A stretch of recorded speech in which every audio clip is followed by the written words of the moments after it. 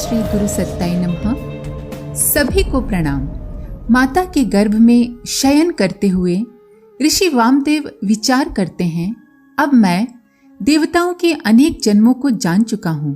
जब तक मुझे तत्व ज्ञान नहीं मिला था, मैं संसार में पाप कर्मों से उसी तरह घिरा हुआ था जिस तरह पक्षी को पिंजरे में बंद कर दिया जाता है। गर्भ में पूर्व जन्मों का स्मरण करते हुए ऋषि वामदेव ने शरीर धारण किया और सारा जीवन उन्नत कर्म करते हुए स्वर्ग पहुंच गए। गर्भ में इस प्रकार का संकल्प, पुनर्जन्म और इन सब का हेतु कर्म फल, ये सब बातें कुछ अटपटी सी लगती हैं। आज के विज्ञान बुद्धि लोगों के गले नहीं उतरती। कर्म फल पर विश्वास न करने का फल ही आज पाप और भ्रष्टाचार के रूप में फैला हुआ है।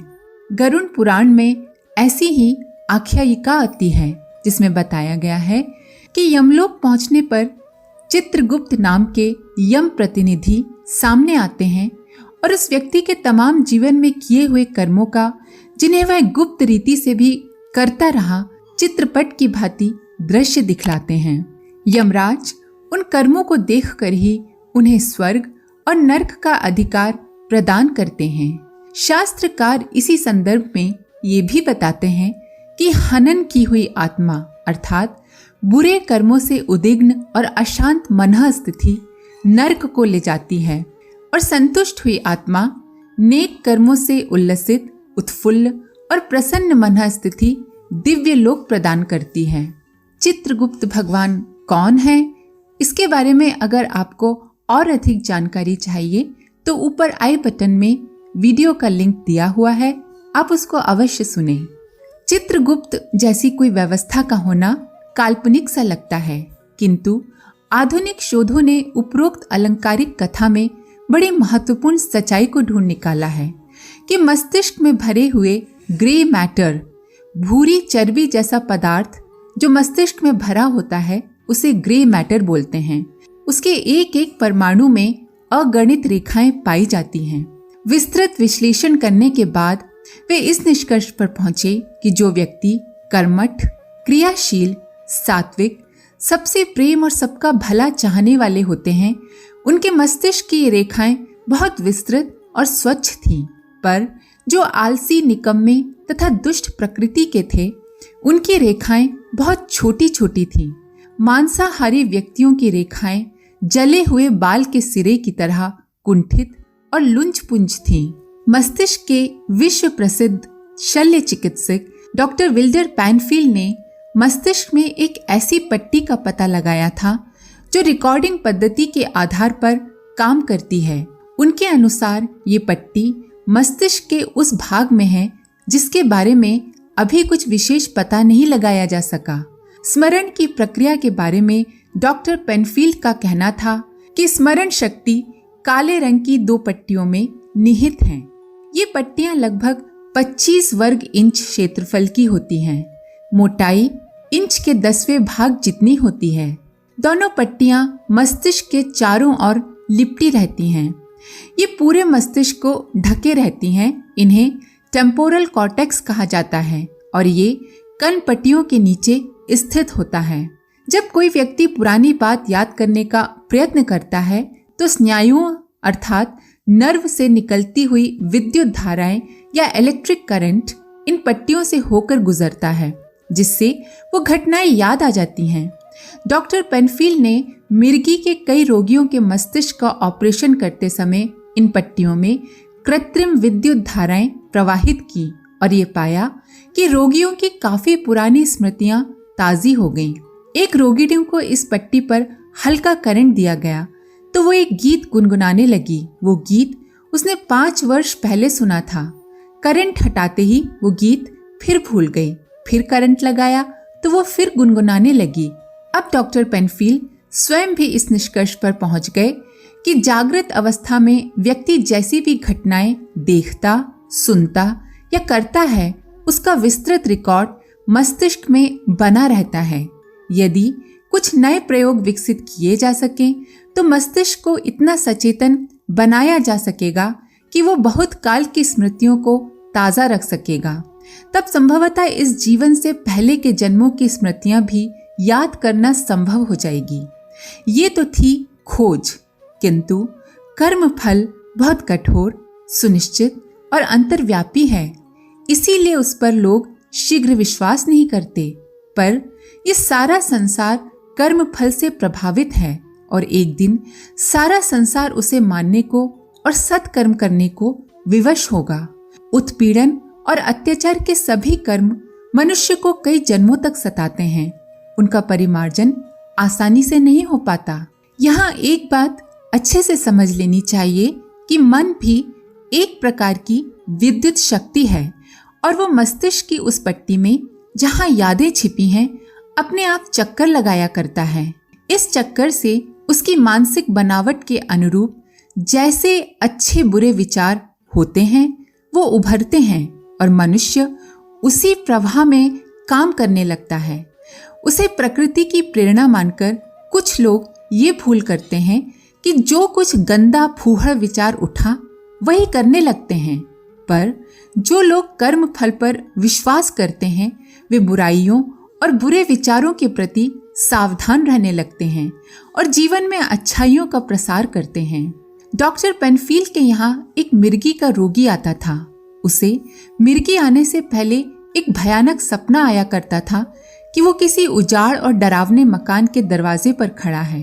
कोई उल्लू भयंकर आवाज में बोलता है।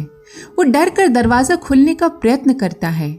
उसे मालूम था कि दरवाजा खुलते ही कोई ऐसा भयानक दृश्य सामने आता है कि उसे देखते ही उसे मिर्गी आ जाती है। इसलिए वो बहुत प्रयत्न करता है कि दरवाजा न खोले, पर कोई अज्ञात शक्ति उसे वैसा करने को विवश कर देती थी और उसे मिर्गी आ जाती थी जिसमें पड़ा वो घंटों तड़पता रहता था। सचेत अवस्था में भी जब इस रोगी को डॉक्टर करंट लगाते तो उसके मुखमंडल पर भय की रेखाएं छा जाती। डॉक्टर ने उस स्थान का पता लगा लिया और उतने अंश का ऑपरेशन करके निकाल दिया जिससे उसकी वो यादें खत्म हो गईं और रोगी अच्छा हो गया। ये बताया जा चुका है कि हम जिसे मन कहते हैं वो एक प्रकार की विद्युत शक्ति है और वो उस स्मृति पट्टी पर अपने आप ही घूमती रहती है। स्वप्न अवस्था में भी ये क्रिया बंद नहीं होती। जब मन को स्वप्न में पूर्व जन्मों की उन स्मृतियों से गुजरना पड़ता है जिसमें उत्पीड़न, भयंकरता, दंड, छटपटाहट, चोरी, दुष्टता जैसे कुकर्मों की रेखाएं होती हैं, तो उसे तीव्र वेदना और अकुलाहट होती है।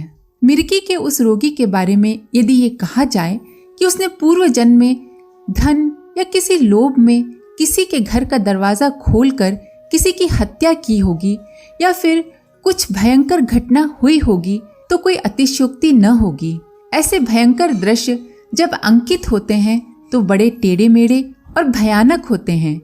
जब वो स्मृति उस व्यक्ति को आती होगी तो भय से उसे मूर्छा आ जाती होगी। शरीर की छोटी से छोटी खुजली से लेकर दमा, क्षय, पक्षाघात, कुष्ठ आदि की वजह डॉक्टर जो भी बताएं, पर उन वजहों के उत्पादन का कारण मन और पूर्व जन्मों के कर्मों का फल ही कहना अधिक तर्क संगत है। कोई भी व्याधि एवं पीड़ा का कारण कर्म फल के अतिरिक्त और कुछ हो ही नहीं सकता, फिर वे चाहे इस जन्म की हो या पूर्व जन्मों की। भगवान अपनी इच्छा से किसी को दंड नहीं देते। मनुष्य के किए हुए कर्मों का फल ही उसे दंड देता है। ईश्वर तो बार बार मनुष्य जीवन के रूप में जीव को वह अवसर प्रदान करते हैं जिससे वो विगत पापों का प्रायश्चित कर अपने शुद्ध बुद्ध और चैतन्य स्वरूप को प्राप्त कर परम स्वतंत्रता का अनुभव करे। पुनर्जन्म का अभिप्राय ये नहीं है कि फिर से नए सिरे से जीवन विकास में जुटना होगा। यदि हर बार व्यक्ति को मन, बुद्धि, अंतःकरण के नए सिरे से विकास हेतु प्रयास शुरू करना पड़े, मृत्यु के पूर्व तक अपने गुणों और अपनी क्षमताओं को चाहे जितना बढ़ा लेने और परिपक्व बना लेने पर भी अगले जन्म में यदि उनकी कोई उपयोगिता न रहे, तब पुनर्जन्म की प्रक्रिया की मानव जीवन में कोई महत्वपूर्ण भूमिका नहीं रह जाएगी। किंतु वस्तुस्थिति इससे सर्वथा भिन्न है। अगले जीवन में चेतना का वह स्तर स्वतः जन्म से ही उपलब्ध हो जाता है जो वर्तमान जीवन में विकसित कर लिया गया हो। इस प्रकार प्रगति का तार टूटता नहीं और मानवीय चेतना सतत विकसित होती चलती है। भौतिक दृष्टि से पुनर्जन्म फिर से दोहराया जाना जैसा ही प्रतीत होता है, पर वस्तुतः वो जीवन यात्रा का अगला चरण है, विकास का अगला क्रम है। पुनर्जन्म सतत गतिशीलता का अगला आयाम है। शरीर की दृष्टि से तो उस नए जीवन में भी शैशव, यौवन, बुढ़ापा, मृत्यु का क्रम पूर्ववत ही रहता है। देह धर्म तो उसी क्रम से चलता है जैसे हर जन्म में, किंतु मन, बुद्धि, अंतःकरण में समाई चेतना जिस स्तर तक विकसित हो जाती है वहां से पीछे नहीं लौटती, प्रयत्न और साधन के अनुरूप आगे ही बढ़ती है। पाप हो या पुण्य, उसका फल उसकी मात्रा व गुण के आधार पर ही मिलता है। न तो कोई भी कर्म बिना किसी प्रतिक्रिया परिणाम के रहता और न ही किसी भी कर्म का परिणाम अनंत होता है। जहाँ कर्म फल भोगना अनिवार्य है, वहीं ये भी निश्चित है कि पाप हो या पुण्य, उसके परिणामों का, उसके फल का भी अंत होता है। तब अपनी अंतःश चेतना में संचित संकलित स्मृतियों, गुण धर्म, संस्कारों और सामर्थ्य के साथ आत्मा पुनः नए शरीर में अवतरित होती है। पिछले जीवन में अर्जित शिक्षाएं, दिशाएं नए जीवन की प्रवृत्ति, प्रेरणाएं बनती हैं और विकास पथ पर आगे बढ़ने के आधार प्रस्तुत करती हैं। इसीलिए मनुष्य योनि को कर्म योनि कहा गया है। प्रत्येक मनुष्य जहां अपनी अंतः प्रकृति के गुण धर्म स्वभाव से प्रेरित होता है, वहीं वह अपने विवेक से इन प्रेरणाओं पर अनुशासन, नियंत्रण भी स्थापित कर सकने में समर्थ है। तपश्चर्या, साधना द्वारा वह अपनी अंतः प्रकृति का परिष्कार कर सकने, उसे नई विशेषताओं, नई विभूतियों से संपन्न बना सकने में भी सक्षम है। पुनर्जन्म के शास्त्रीय सिद्धांतों से ये तथ्य भी स्पष्ट होता है कि कोई प्राणी बार बार इसी जगत में जन्म ले, ये आवश्यक नहीं। अनंत ब्रह्मांड के किसी भी ऐसे लोक में वो जन्म ग्रहण कर सकता है जहाँ जीवंत प्राणियों का निवास हो और जो लोक उसकी सूक्ष्म इंद्रियों तथा चेतना स्तर के अनुरूप हो। पुनर्जन्म के संबंध में सर्वाधिक महत्वपूर्ण बात यही है कि उससे इस जन्म में अर्जित विकसित प्रवृत्तियों का प्रभाव अगले जीवन में भी प्रमाणित होता है। कितने बच्चे बचपन से ही इतने प्रतिभाशाली होते हैं कि आश्चर्य होता है। मान लीजिए कोई बच्चा बहुत छोटी आयु में ही बहुत सुंदर चित्रकारी करता है या बहुत अच्छा गायक है। इसका मतलब है कि ये प्रतिभा उसने पिछले जन्मों के अभ्यास से अर्जित की है। पुराणों में पुनर्जन्म की जो कथाएं वर्णित हैं, वे हमारे मनीषी पूर्वजों ने इसी उद्देश्य से संकलित की हैं, जिससे व्यक्ति कर्म फल की अनिवार्यता के सिद्धांत को भली भांति समझकर सत प्रवृत्तियों का तत्काल सत्परिणाम न दिखने पर भी हतोत्साहित न हो और श्रेयस के पथ पर पुरुषार्थ, कौशल, साहस एवं धैर्य के साथ बढ़ता रहे। पद्म पुराण के अनुसार सोम शर्मा नामक तपस्वी साधक हरिहर क्षेत्र में साधना निरत थे। उनके जीवन का अंतिम समय निकट था। तभी दैत्यों की एक टोली आ पहुंची और वहां भयानक उपद्रव किया। इस प्रकार अंतकाल में उनके स्मृति पटल पर दैत्यों की यह छवि अंकित हो गई। सात्विक प्रकृति के साधक तो वे थे ही। उनका सूक्ष्म शरीर मृत्यु के तत्काल बाद दैत्यराज हिरण्यकश्यपु की पत्नी कयाधु में प्रविष्ट हुआ। प्रहलाद के रूप में उनका जन्म हुआ। जन्मता ही उनकी अंतःश चेतना परिष्कृत, उदात्त थी। दैत्य दुष्प्रवृत्तियों के प्रति उनमें प्रबल विरोध भाव था। यही बालक प्रहलाद अपनी तपश्चर्या से ईश्वर के नरसिंह अवतार का कृपा भाजन और दानवराज हिरण्यकश्यपु के नाश का कारण बना। स्कंद पुराण में बलि की कथा के द्वारा सत प्रवृत्तियों को धीरे धीरे अभ्यास से बढ़ाते रहने का सत्परिणाम गिनाया गया है। एक ब्राह्मण जुआरी था, पर साथ ही उसमें दान की उदार प्रवृत्ति भी विद्यमान थी। एक बार जब जुए में उसने पर्याप्त धन कमा लिया तो शराब पीकर एक वैश्या के घर की ओर चला। मार्ग में बेहोश होकर गिर पड़ा होश आने पर ग्लानि और प्रायश्चित भावना से वो भर उठा। उसने अपने धन का एक अंश शिव प्रतिमा को समर्पित कर दिया। उस दिन से शिवत्व के प्रति ये आकर्षण उसमें उभरता ही गया। मृत्यु के उपरांत उसे अपने अल्प पुण्य कर्मों के फलस्वरूप 3 घड़ी के लिए स्वर्ग का शासन प्राप्त हुआ। तब तक वो सत प्रवृत्तियों का महत्व समझ चुका था। स्वर्ग के भोगों की ओर उसकी थोड़ी सी भी रुचि नहीं जगी, बल्कि इस पूरी 3 घड़ी तक वो स्वर्ग की बहुमूल्य वस्तुएं सत्पात्र श्रेष्ठ ऋषियों को दान करता रहा। इससे उसकी पुण्य प्रवृत्ति और गहरी हुई। अगले जन्म में वो महादानी बलि बना। शास्त्र कहता है अडोरडियान महतो महियान, अर्थात ये आत्मा छोटे से भी छोटा और इतना विराट है कि उसमें समग्र सृष्टि खप जाती है। अणु के अंदर समाविष्ट आत्मा की सत्यता का प्रमाण यही है कि जब वह पुनः किसी नए शरीर में प्रवेश करती है तो पिछले जन्म में अर्जित ज्ञान की दिशा में बढ़ने लगती है। इसी बात को गीता में भगवान कृष्ण ने इस प्रकार कहा है, तत्र तम बुद्धि संयोगम लभते पौर्वदेहिकम यतते च ततो भूमा संसिद्धो कुरु नंदन, अर्थात आत्मा पहले शरीर में संग्रह किए हुए बुद्धि संयोग को अर्थात समत्व बुद्धि योग के संस्कारों को अनायास ही प्राप्त हो जाता है और तब हे अर्जुन, उन संस्कारों के प्रभाव से वो फिर से परमात्मा की प्राप्ति रूप सिद्धि के लिए पहले से भी बढ़कर प्रयत्न करता है। आज के लिए इतना ही। इसके आगे का अगले वीडियो में।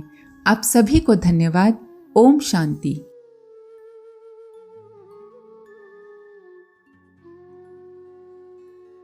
हमारे YouTube चैनल को सब्सक्राइब करें और बेल आइकन को दबाकर ऑल पर क्लिक करें ताकि आने वाले सभी वीडियोस की नोटिफिकेशन आपको मिलती रहे।